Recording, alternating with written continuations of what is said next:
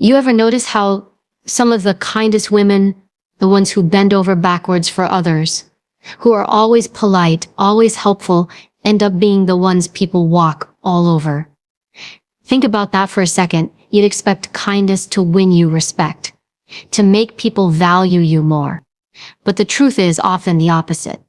The more you give, the more you bend, the more you soften yourself for everyone else, the less people actually respect you. Here's the part nobody tells you. Not all kindness is respected. Some of it is quietly judged. Some of it makes people think you're weak, easy, or that your time doesn't matter. They won't say it out loud, but they'll show you through their actions. They'll dismiss your opinions. They'll ignore your boundaries. They'll take more than they give. And deep down, you'll feel it. You'll feel the sting of being unappreciated, even though you thought you were doing the right thing. So why does this happen? Why do certain kind behaviors backfire and lead to disrespect? And more importantly, what can you do about it? Because the last thing you should do is stop being kind. Kindness is powerful, but it has to come with strength. Without strength, kindness turns into weakness. And weakness always invites disrespect. Today, we're going to rip the mask off 6 specific kind things women do that secretly make people devalue them. Some of these are so subtle, you don't even realize you're doing them. Others are habits you were taught from a young age, that being agreeable, apologizing, or putting others first makes you a good woman. But in reality, it makes people stop taking you seriously. And here's the kicker. Once you see these behaviors for what they are, you won't be able to unsee them. You'll recognize them in yourself, in your friends, in the women you work with, and then you'll understand why respect doesn't always follow kindness and why changing these patterns can change the way the entire world treats you. Kindness is a strength. It can open doors, build relationships, and create trust. But here's where many women get it twisted. They start using kindness as a survival tool, as a way to be liked, accepted, or validated. That's when kindness stops being genuine and becomes people-pleasing. And people-pleasing is not kindness, it's self-betrayal dressed up to look noble. When you say yes, when you want to say no, that's not kindness. When you take on extra work because you don't want to disappoint your boss, that's not kindness. When you agree to go along with plans you don't enjoy just to keep the peace, that's not kindness. That's fear. Fear of rejection, fear of conflict, fear of being seen as difficult. You're not being kind. You're trying to manage how others perceive you at the cost of your own peace. The problem with people-pleasing is that it trains others to expect you to be available for their needs at all times. You think you're showing generosity, but what you're really doing is teaching people that your time, your energy, and your boundaries don't matter. And once they get used to that, they stop respecting you. They stop asking, they just take. Think about the last time you said yes to something you didn't want to do. Maybe it was staying late at work when you were already exhausted. Maybe it was loaning money to a friend who never pays you back. Maybe it was smiling politely while someone disrespected you because you didn't want to make it a big deal. In that moment, did you feel respected? Or did you feel drained, frustrated, maybe even resentful? That's the price of people-pleasing. You give away pieces of yourself, hoping others will value you more, but instead you walk away with less. Here's the harsh truth. People don't respect people-pleasers. They use them. Not always maliciously. Sometimes just because it's convenient. If you're the one who always says yes, guess who they'll go to every single time? You. Not because they respect you, but because you're easy. You're available. You're predictable, and when someone knows you'll never push back, they stop valuing the yes you give, because it costs you nothing to hand it out.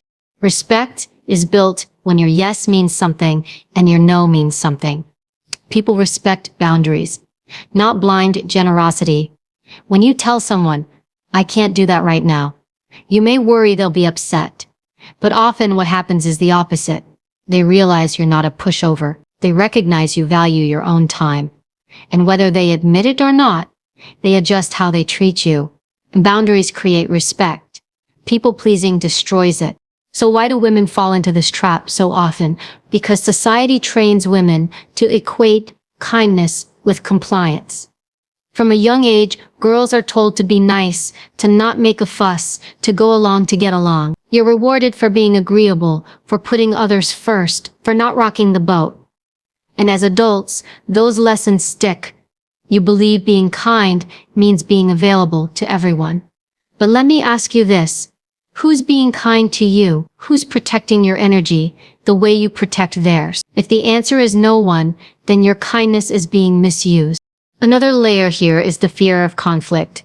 People pleasers think that saying no or standing firm will create drama. They think they'll be disliked, judged, or abandoned. But here's the irony. When you people please, you create even bigger conflict inside yourself. You feel the tension of living out of alignment with what you really want. You feel resentment build toward the very people you're trying to please. You feel drained, invisible, unappreciated. That's not peace, that's quiet chaos. And let's talk about authenticity. When you people please, you're not being authentic. You're wearing a mask of kindness to keep others comfortable. But authentic kindness comes from strength, not fear. It comes from making a choice to be generous, not from feeling pressured into it.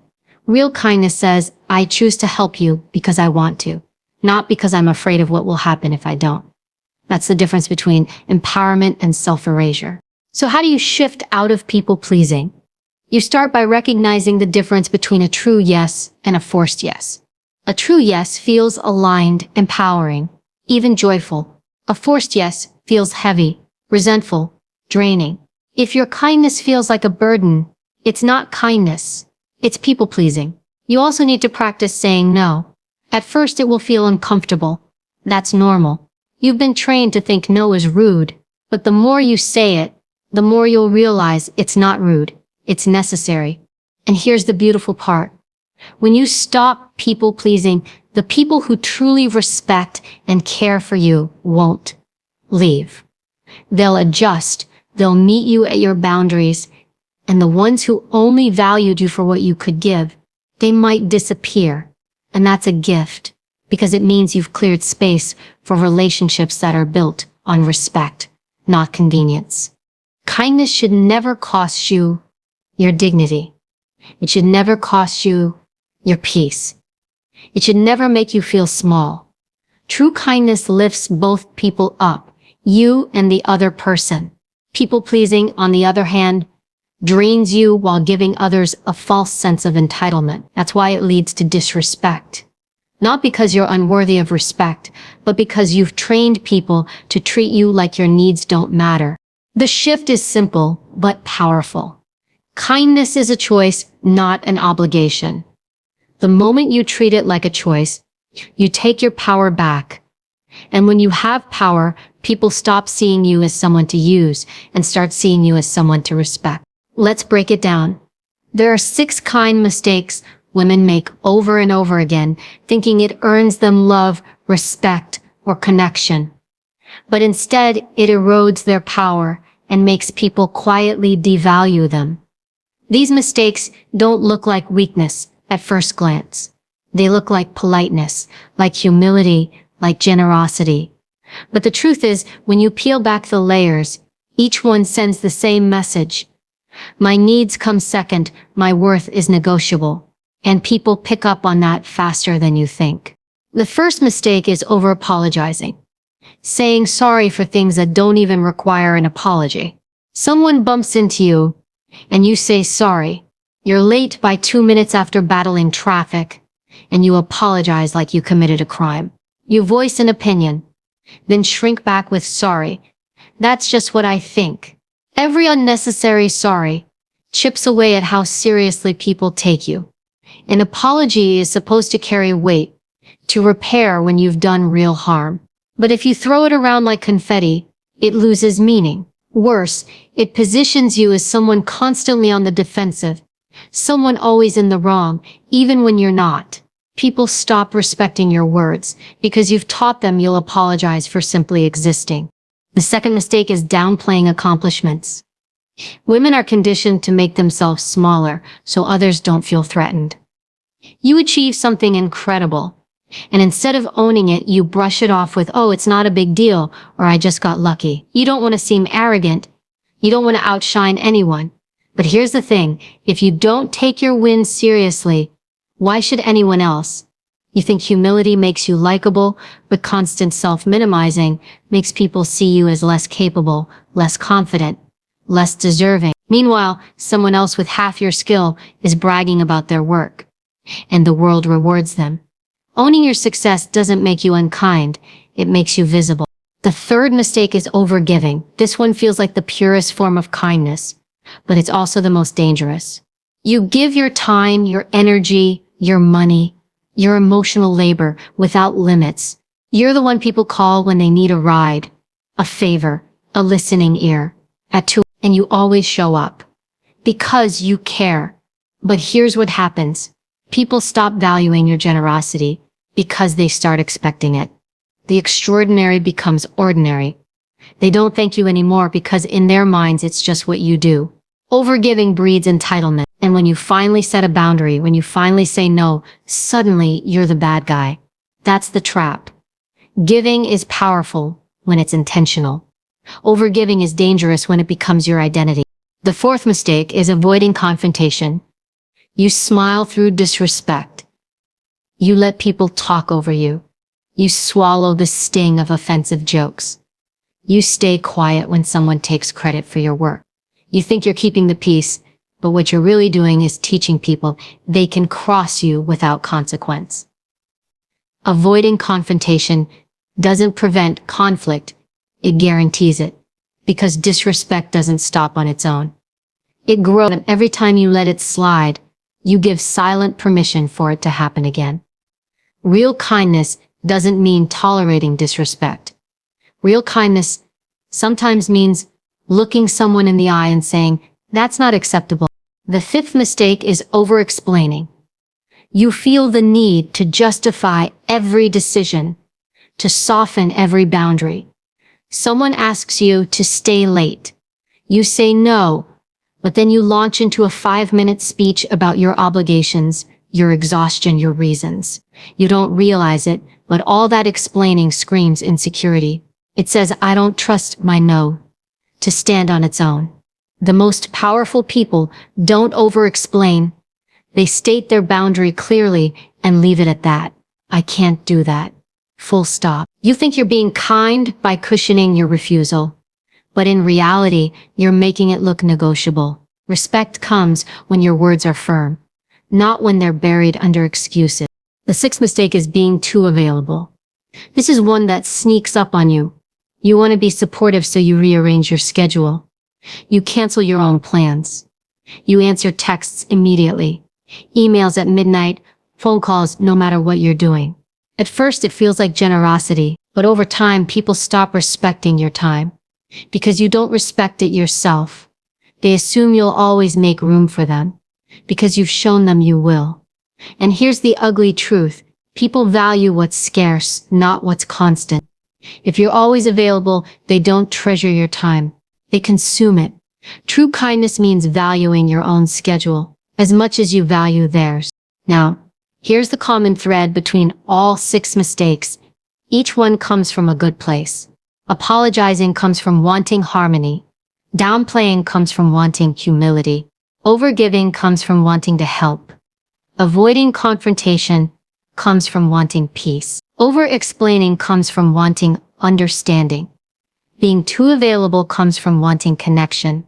The intentions are good, but the outcome is destructive because each one tells the world that your needs, your value, your worth are secondary. And make no mistake, people notice. They may never say it out loud, but they notice when you apologize too much, when you shrink yourself, when you're always giving, when you won't stand up for yourself, when you talk yourself in circles, when you're always on call. And what they notice, they act on. They test your boundaries more.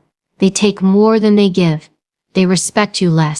The truth is, kindness without boundaries is not kindness. It's weakness. And weakness always invites disrespect. If you recognize yourself in these 6 habits, don't beat yourself up. Recognize the intention behind them. You wanted to be good, to be generous, to be likable. But now it's time to upgrade that kindness.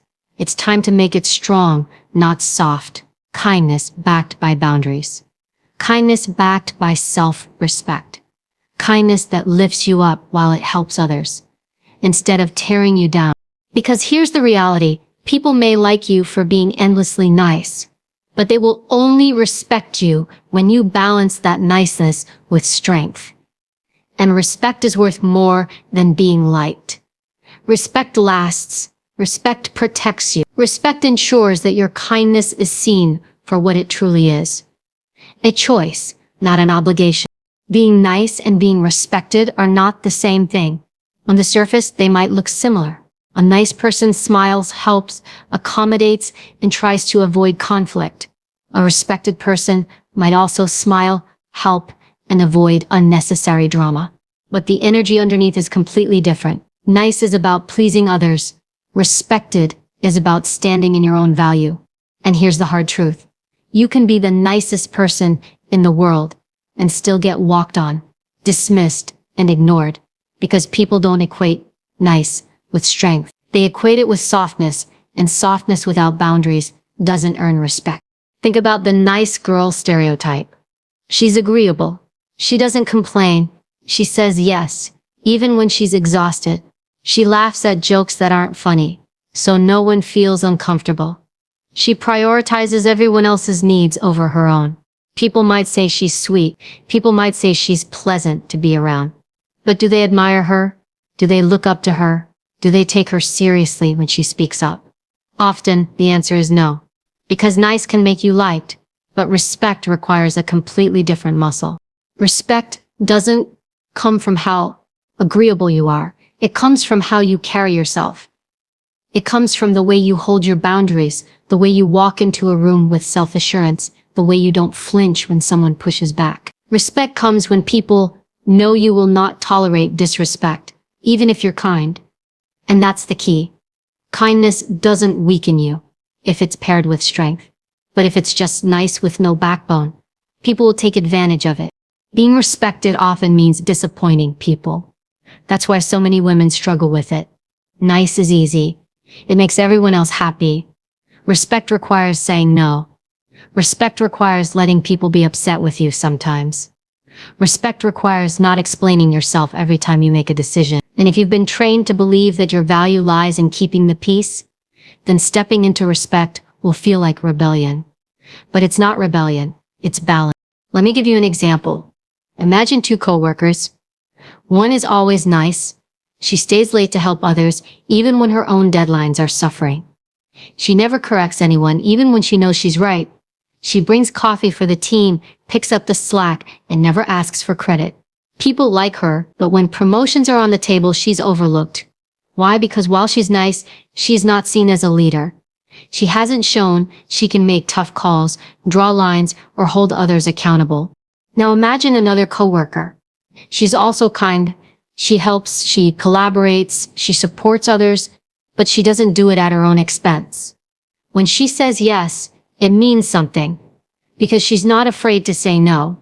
She speaks up when someone disrespects her time or her work. She owns her accomplishments without apology. People respect her, even if they don't always like her in the same way they like the first coworker. And when it comes time for promotions or leadership opportunities, she's seen as capable because kindness combined with strength looks like authority. That's the difference between being nice and being respected. Nice is passive. Respect is active. Nice says, I hope you like me. Respect says, you don't have to like me, but you will take me seriously. And in the long run, being respected will get you further than being liked. Another problem with nice is that it often masks resentment. How many times have you agreed to something just to be nice and then stewed about it afterward? You smiled, you nodded, you said yes, but inside you are angry at yourself for not speaking up. That's the hidden cost of being nice. You sacrifice your own feelings in the moment, but they don't disappear. They turn into frustration, resentment, even bitterness. And the people around you can sense it. They may not know why, but they feel the disconnect. That's not real kindness. That's self-erasure, and it eventually poisons relationships instead of strengthening them. Respect, on the other hand, clears the air.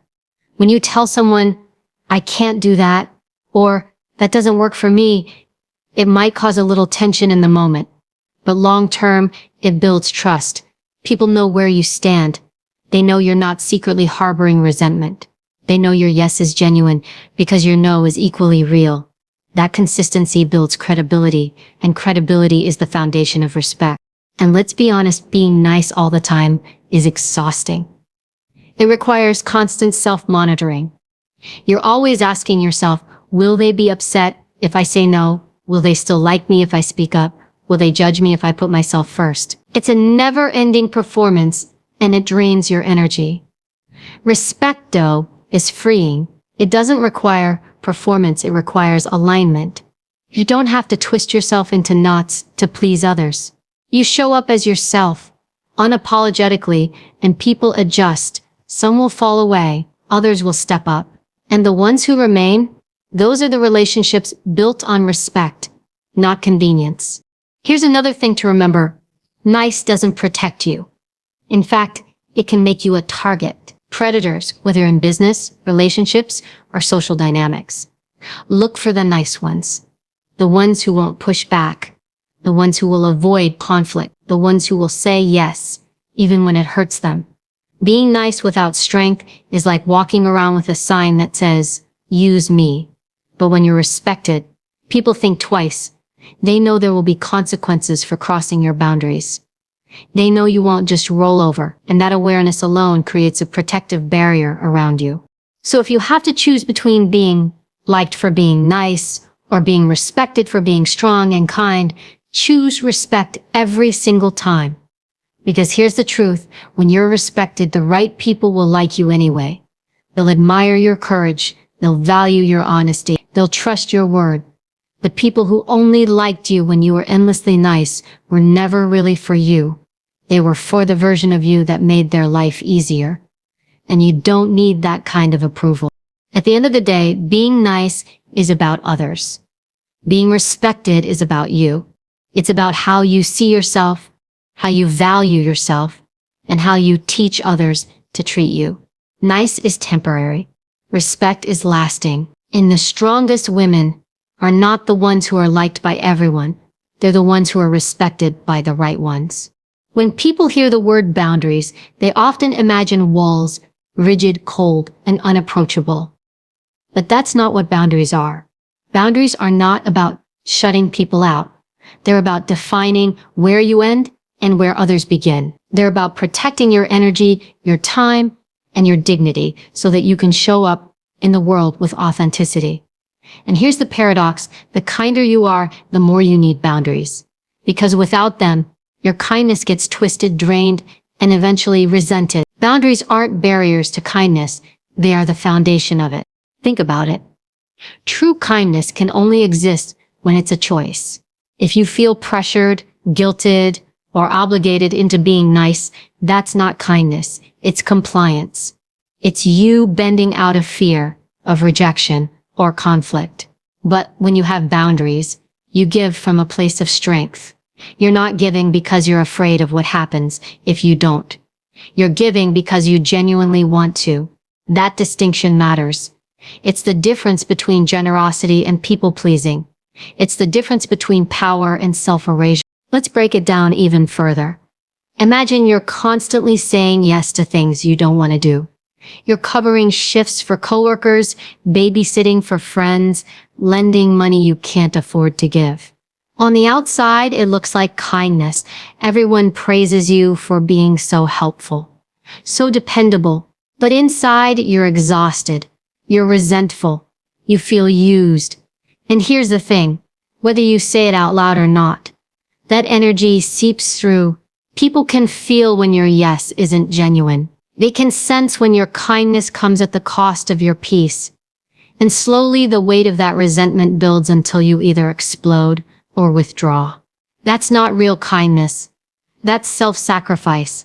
And it breeds more damage than good. Boundaries prevent that. Boundaries allow you to say yes when you mean it and no when you don't. They allow your kindness to stay pure, to stay authentic, because it's rooted in choice. People often confuse boundaries with selfishness, but the truth is the opposite. Without boundaries, your kindness becomes contaminated. It comes with strings of resentment, frustration, and burnout. With boundaries, your kindness is sustainable. You can keep giving without depleting yourself because you've learned to protect the well from which your generosity flows. Here's another reality. Boundaries teach others how to treat you. Every time you accept behavior that disrespects you, you silently endorse it. If someone constantly interrupts you and you let it slide, you've taught them your voice doesn't matter. If someone takes advantage of your time and you always rearrange your schedule, you've taught them your time is less valuable than theirs. Boundaries are the way you communicate your worth without having to announce it. You don't need to tell people to respect you. You show them by what you allow and what you don't. And here's the interesting part.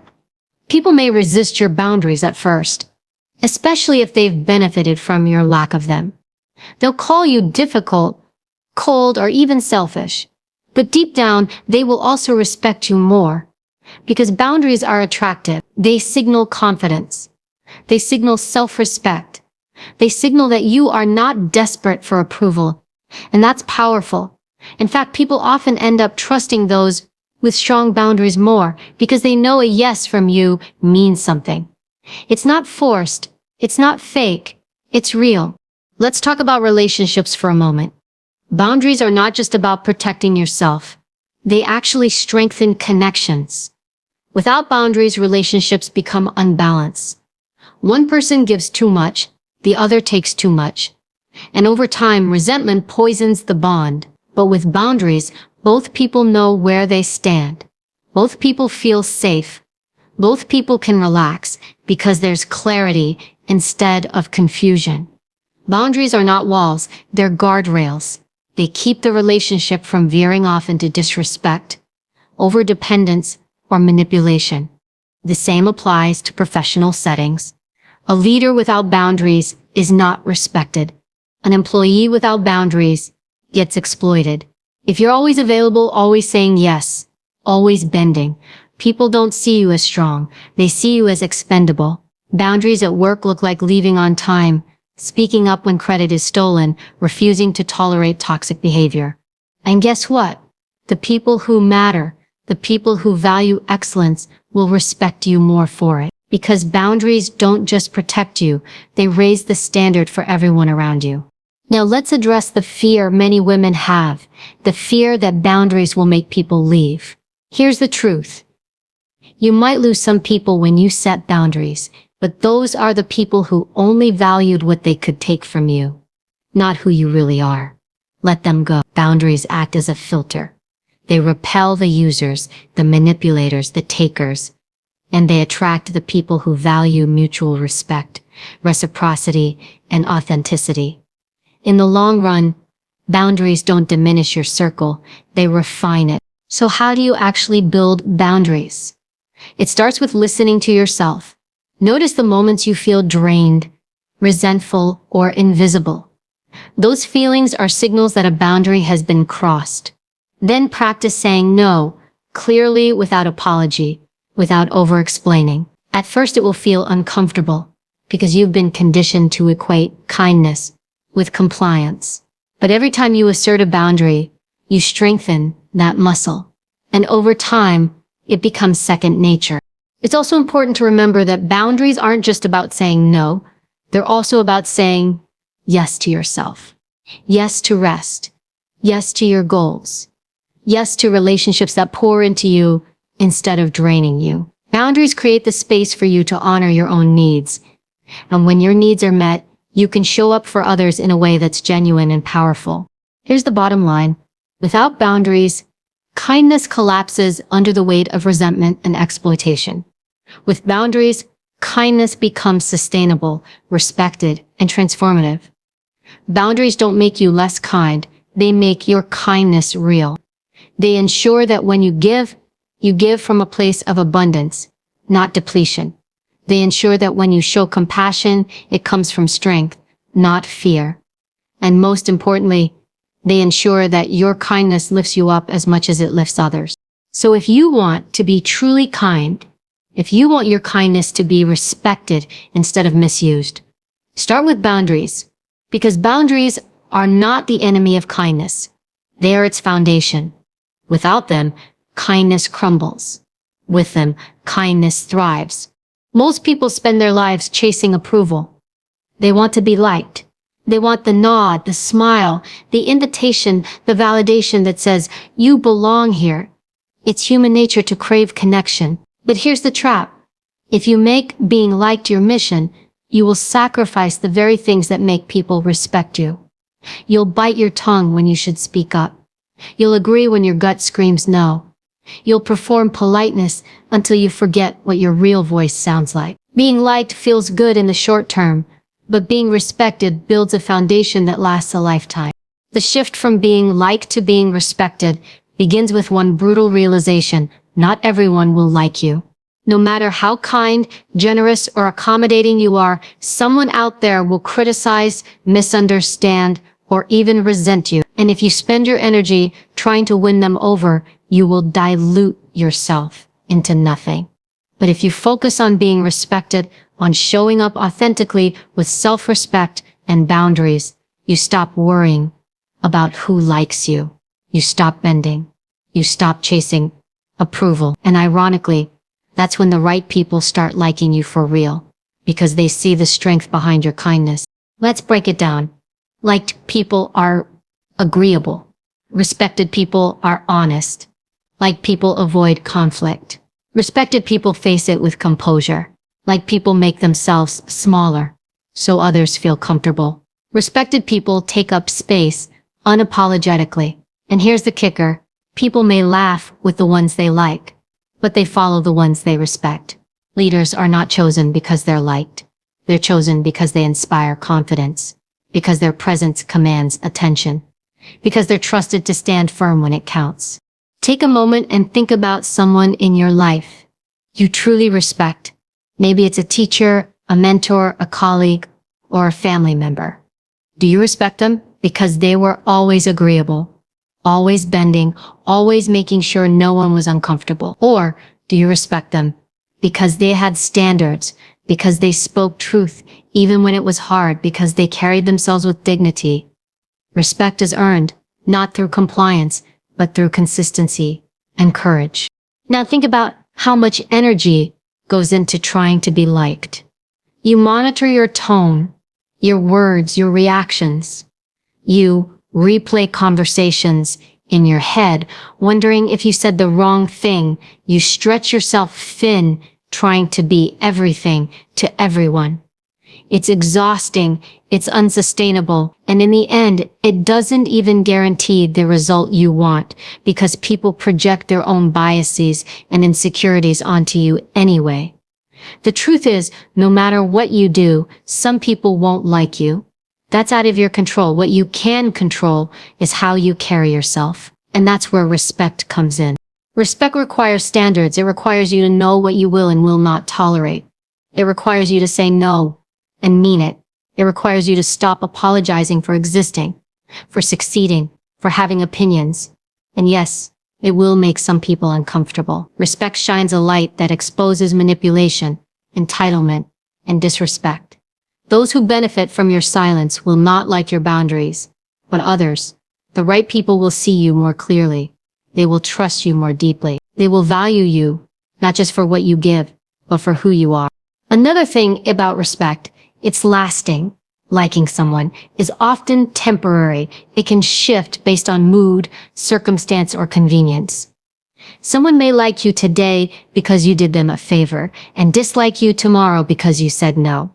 But respect endures. Even people who don't personally like you can respect you. They may not want to grab coffee with you, but they'll acknowledge your strength. They'll think twice before crossing you. And in a world where approval is fleeting, respect is protection. This shift isn't just about how others see you. It's about how you see yourself. When you stop living for approval, you stop betraying yourself. You stop the endless cycle of resentment that comes from always putting others first. You start honoring your own needs, your own boundaries, your own goals. That inner alignment radiates outward. People can sense it. They can tell when you value yourself and they mirror that value back to you. Respect begins within, and the world follows your lead. Here's the truth: being liked often means blending in. Being respected often means standing out. Being liked requires you to be soft around the edges, easy to swallow, non-threatening.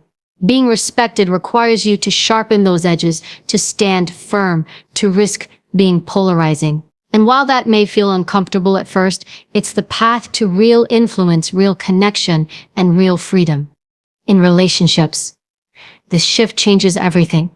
When you prioritize being liked, you attract people who love your compliance. They love how easy you are to control, how dependable you are when they need something, how quiet you stay when they cross a line. But when you prioritize respect, you attract people who value reciprocity, who admire your strength, who don't want to take advantage of you but want to stand beside you. Respect filters out the wrong ones and makes space for the right ones. In your career, the difference is even starker. Being liked might win you friends at the office, but being respected wins you promotions, leadership roles, and opportunities. Leaders don't rise because they're everyone's favorite. They rise because people trust them to make hard decisions, to stand by their values, to hold a line when others can't. Nice will get you appreciation.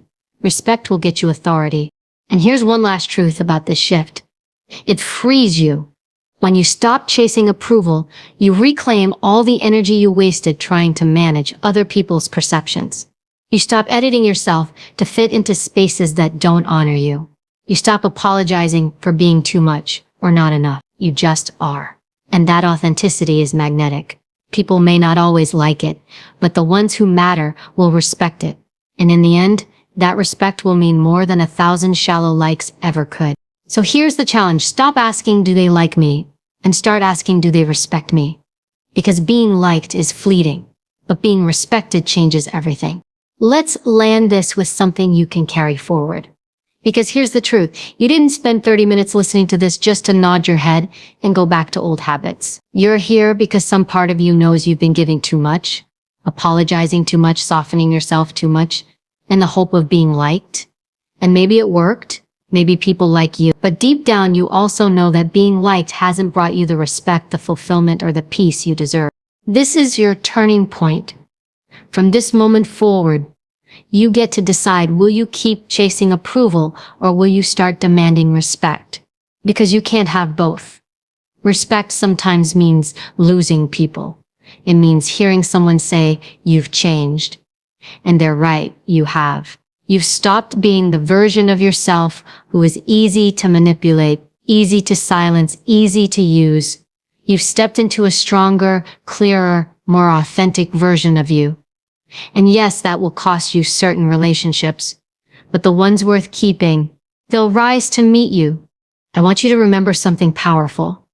Being respected doesn't mean being cold, cruel, or closed off. It doesn't mean you stop being kind. It means your kindness has boundaries. It means your generosity comes with discernment. It means your voice carries weight because you don't waste it on endless apologies or explanations. It means people learn quickly. You are kind, but you are not a doormat. You are generous, but you are not limitless. You are compassionate, but you are not naive. Think about the people you've respected most in your life. Did they earn it by pleasing everyone? No. They earned it by living in alignment with their values, by standing tall in the face of pressure, by protecting their dignity even when it was hard. That's the path in front of you. And it doesn't require perfection. It requires courage. The courage to say no when everything in you is screaming to keep the peace. The courage to set boundaries even when it makes people uncomfortable. The courage to be disliked for the right reasons, instead of being liked for all the wrong ones. So here's the challenge. Stop diluting yourself. Stop apologizing for your space, your voice, your accomplishments, your power. Stop giving kindness to people who only see it as weakness. From today, choose to be respected over being liked. Because respect lasts. Respect protects you. Respect attracts the people and opportunities that were meant for you all along. And when you stand in that place, when you finally stop trading respect for approval, you'll notice something incredible. The people who truly matter, the ones who see your worth, will like you anyway. Not for how agreeable you are, not for how much you give, but for the strength and authenticity behind your kindness. That's real connection. That's real freedom. So walk out of here knowing this. Being liked is cheap, but being respected is priceless. Choose respect every time.